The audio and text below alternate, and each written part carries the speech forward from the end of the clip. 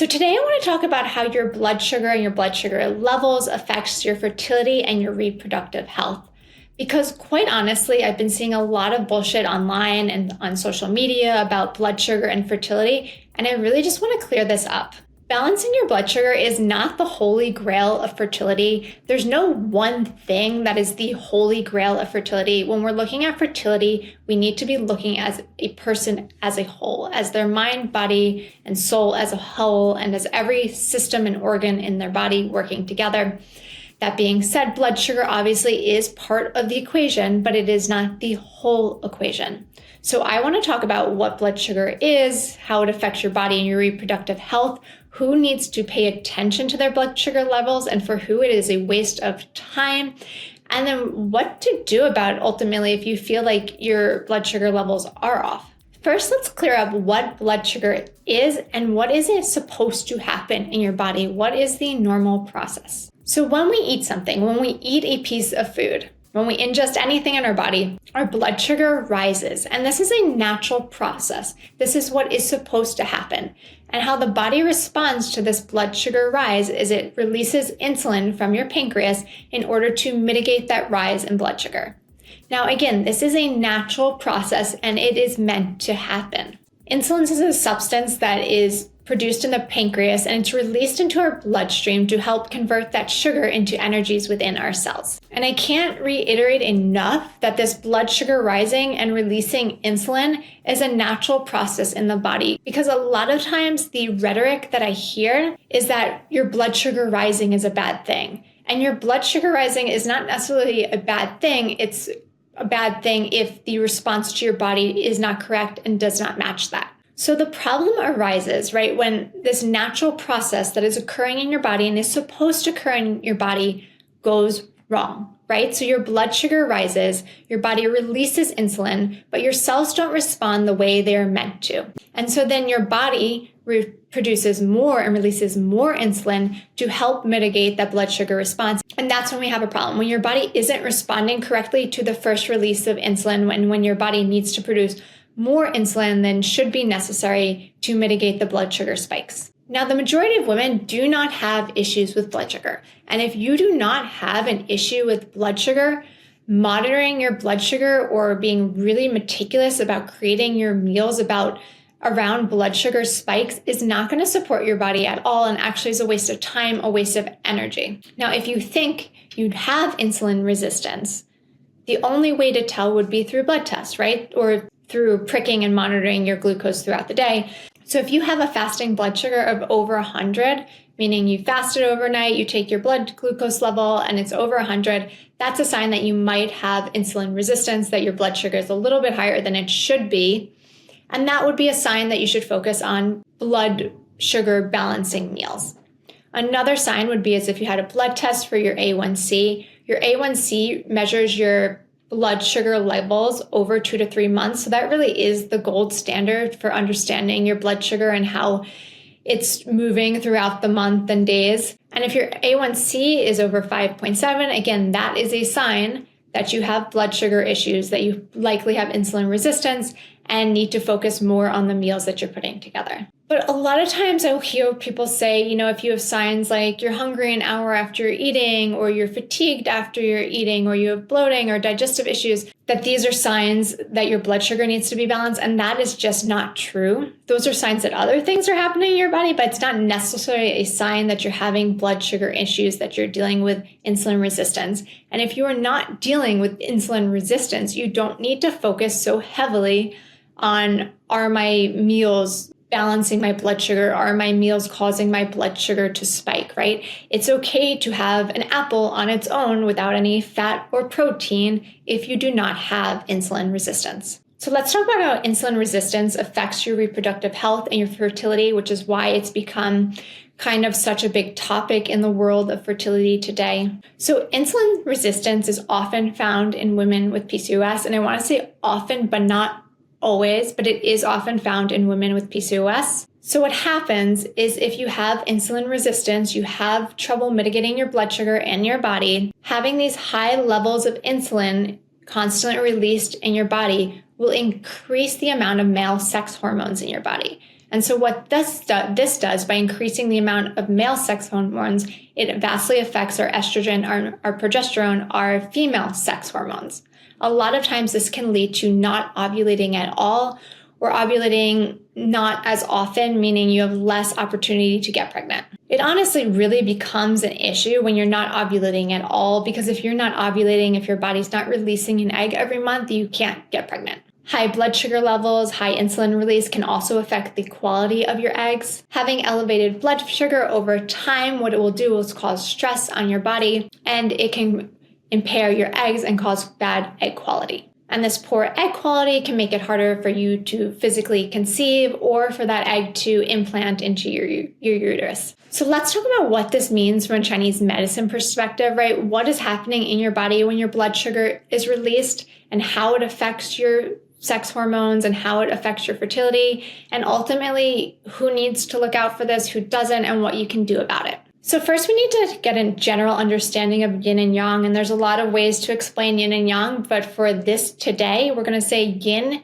is female sex hormones. So yin is physically anything you can measure and weigh in the body. So it is blood, it is thin fluids, it's thick fluids, it's your hormones. Yang, on the other hand, is male sex hormones. So it's testosterone and other male sex hormones.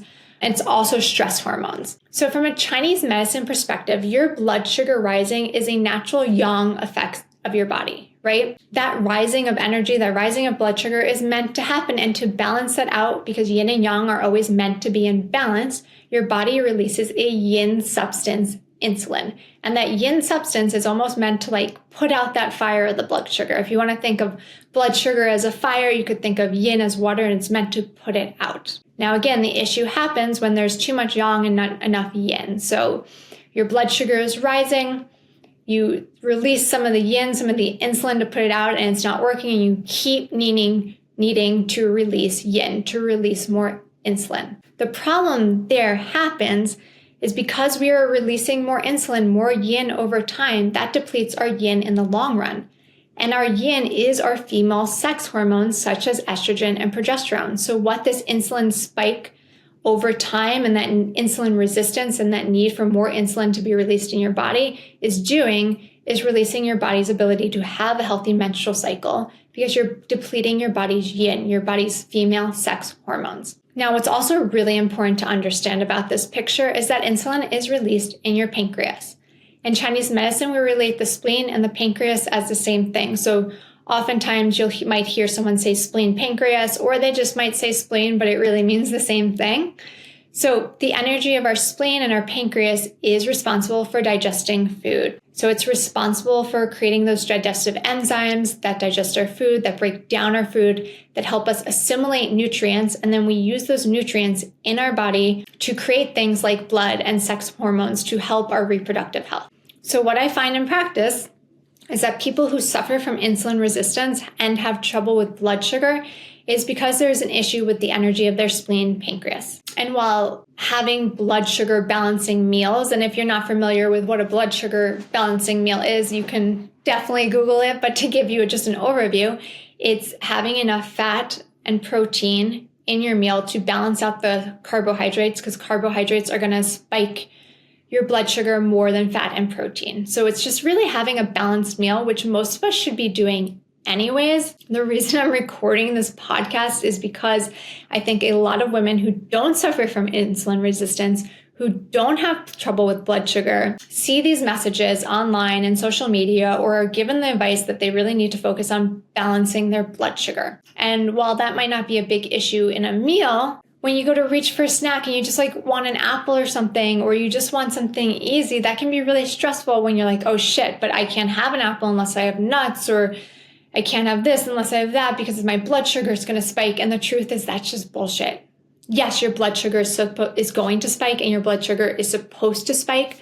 But as long as your body has the energy and the resources to handle that, right? As long as your body is balanced and working properly, it's not an issue. So the only women who really need to focus on balancing their blood sugar for fertility and reproductive health are those that have insulin resistance or are really close to it. That being said, I'm now going to talk about how to strengthen the energy of your spleen to support your insulin resistance, right? And to help that phase of your body. So if you do suffer any type of digestive issues such as gas, bloating, cramping, constipation, or diarrhea, this will help with that also. So if you're having trouble with insulin resistance, with blood sugar balance, from a Chinese medicine perspective, this is related to the energy of your spleen pancreas. So the question comes back to, why is the energy of your spleen and pancreas out of balance or depleted in the first place? And there's a few reasons for that. So the first one is, are you eating a really drying diet and are you constantly hydrated? Your body, your stomach, and your spleen and your pancreas needs a lot of fluid to create the resources to create that insulin to combat that spike of blood sugar. And one of those resources is fluids in the body. Your body needs digestive enzymes and digestive fluids to digest the food that you eat. Now, if you're eating a really dehydrating diet, a dehydrating diet could look like always eating crackers and chips and popcorn, or cooking all of your food in the air fryer. That's something I get a lot lately with the air fryer being big. Always roasting your food. That's a really drying way of cooking food also. Eating a lot of packaged goods. All packaged goods or most packaged goods are very drying. That's a really dehydrating diet. Now, if you're not also supporting that by eating soups and stews to rehydrate your body, you might find that you're constantly dehydrated. What I hear a lot from patients is that, I drink water all day, but I never feel hydrated. That's because of a mix of two things. One, your diet is probably too dehydrating, and two, you're not hydrating properly. Water is really wonderful to drink, and obviously we need water in our lives and in our bodies, but in order to hydrate, we need soups and stews and saturated fats. Hydration is not just water absorbing into our body, it's water and nutrients absorbing into our body. So just drinking water alone is not hydrating. Having soups and stews that have nutrients and have that good fluid to it, that is super hydrating. Saturated fat is also really hydrating because saturated fat gives something for the body, for those nutrients to hold on to absorb into your body. So step number one is you have to make sure you're eating a hydrating diet full of soups and stews and cutting out all those dehydrating foods. I should also mention that coffee is extremely dehydrating on the body, and onion, garlic, and spicy foods, they're all very hot in nature. And that is also going to be very drying and dehydrating on the body. So number two, eating a lot of processed foods is really going to weaken the energy of your spleen and your pancreas. So when we ingest food into our body, it's the energy of our spleen and our pancreas that's responsible for breaking down those nutrients and assimilating and absorbing that food, right? When we eat packaged foods, our body essentially sees it as a toxin. It is a foreign object to us, right? We're not meant to eat, these really super processed crackers that aren't really food and have ingredients to them that we can't even name. And our body knows that. Because they're foreign to our body doesn't really know what to do with it. It requires more energy to break down, and it's just not good. So in general, just eating a lot of processed foods, things that your body doesn't recognize as food, something that doesn't grow in the ground or eat from the ground, something that's made in a factory, it's going to be harder for your body to digest. It takes more energy for your body to digest and therefore weakens the energy of your spleen and pancreas over time. I almost forgot, but obviously we need to add sugar into that. Obviously, again, sugar is harder for your body to digest. It takes so much energy for your body to digest sugar, especially processed sugar. So if you're eating a lot of sugar, drinking a lot of sugary drinks, you definitely need to cut that out. Now, if you're like, but my diet is great, I'm eating a hydrating diet, I only eat clean foods, I only eat whole foods, and I'm still having issues with blood sugar, I'm still having some sense of insulin resistance or digestive issues, this is what's going on. And most of the time, this is the type of thing that I'm treating in my practice. I'm supporting people with diet, but for the most part, it's a deeper energetic imbalance going on that I'm seeing show up. So things that can happen that will create an imbalance in our body's ability to assimilate foods, right? So our spleen and pancreas getting the energy, getting that yang energy that it needs to support our digestion, to support our insulin levels, to support our blood sugar is reliant on the energy of our channels being in balance.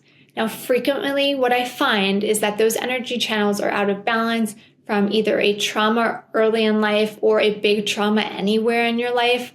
And again, I should mention that trauma can be a lot of things. Trauma can be big things like sexual abuse and physical abuse, but trauma is anything that was too much for you to handle at that time, right? Anything where your emotions felt too big or you didn't have enough support from someone. So trauma for one person might be different than it is for another person, because trauma is your perception to the situation. Trauma is your emotions and your reaction and your attachment to that situation. So trauma in your early years of life or a big trauma anywhere in life can throw off your digestion and the energy of your spleen and your pancreas.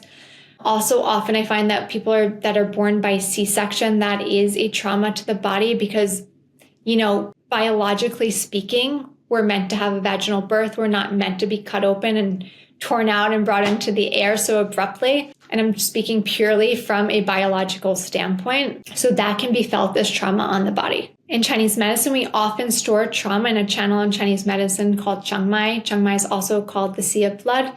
And Changmai runs up the side of our midline, right up kind of through our diaphragm. And when we are holding trauma, it constricts that energy of our stomach, of our spleen, of our pancreas, of our kidneys. And what happens is all of our yang energy, which is stored in our kidneys, isn't allowed, doesn't have the vibration it needs to rise up to our spleen and pancreas to finance that energy of our spleen and pancreas. So often what I find, if you are having digestive issues, if you're having blood sugar imbalance, focusing on this energy of this core DNA, yuan level energy is what we call it in Chinese medicine, but it's really a deep constitutional energy.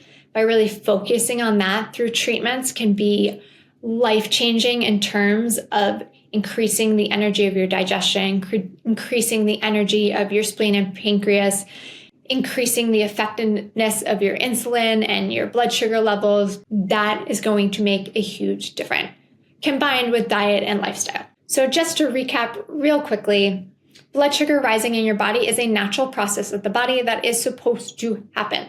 You only really need to focus on having blood sugar balancing meals if you suffer from insulin resistance, meaning your fasting glucose is high or your A1C is high, or a doctor has told you that you should be really focusing on this. That being said, everyone should have balanced meals all the time, right? We should all be eating a good balance of carbs, protein, and fat at our meals. But my point is just that you don't need to be hyper-focused on this unless you are suffering some form of insulin resistance. And if you are suffering some form of insulin resistance and you want to strengthen that energy, you need to focus on a hydrating diet. You need to focus on cutting out those foods that are hard for your body to digest and are causing more energy to be pulled from your spleen and pancreas. And you need to work on balancing and removing that stuck energy in those core energetic channels that were affected by a trauma in your life or a C-section or something that was just too big to handle too many emotions at the time. If you are struggling with infertility or you are thinking about getting pregnant in the near future and you just want the right guidance, right? You want to cut out all that noise. You hear a lot of things, different places. You don't know where to look. You don't know what's right for you. That is what my 3-month coaching container is for. It's called Femergy. You can find it on my website. It will be linked in the show notes below. And as always, feel free to reach out if you have any questions. You can email me, you can DM me on social media, and I always love to hear from you.